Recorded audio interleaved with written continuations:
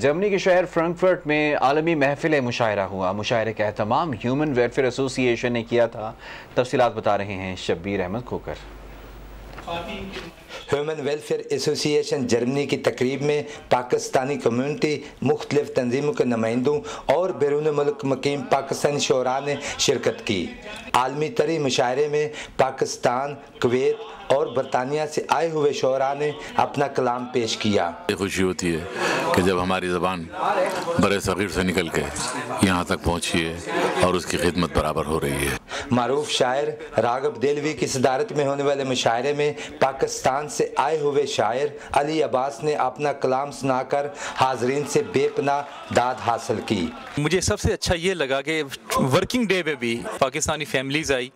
इससे ये होगा कि पाकिस्तानी कम्युनिटी जो है वो आपस में उनके रिलेशंस बढ़ेंगे। हम मिस करते हैं पाकिस्तान को, लेकिन इस तरह की तकरीबात होती हैं तो हमें अपने मुल्क का झलक नज़र आती है उनमें। इस अदबी महफिल में मकामी शोरा मोहतरमा शाजिया नूरीन, अताउर रहमान अशरफ, तारक रियाज, मोहम्मद सलीम भट्टी, शफीक मुराद, मदब्बर एहसान, बाकर जैदी, सैयद इकबाल हैदर और बर्लन से शकील चुगताई, सज्जाद हैदर, मोहम्मद अली वफा और मुख्तलिफ मुल्कों से आए शोरा ने अपना अपना कलाम पेश किया और शुराका से खूब दाद वसूल की। सदर महफिल रागब देलवी ने अपना ताज़ा कलाम सुनाकर न सिर्फ नौजवानों बल्कि उम्र रसीदा लोगों से भी दाद हासिल की। आखिर में रिजवान तारक कमर्शियल काउंसलर ने तहाइफ पेश किए।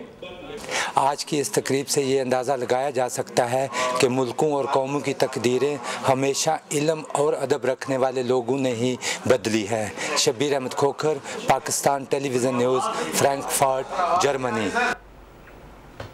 उर्दू के कादरुल कलाम और अहदसाज शायर मीर तकी मीर को दार फ़ानी से कूच किए 205 बरस बीत चुके हैं, लेकिन आज भी वो अपने शेरी सब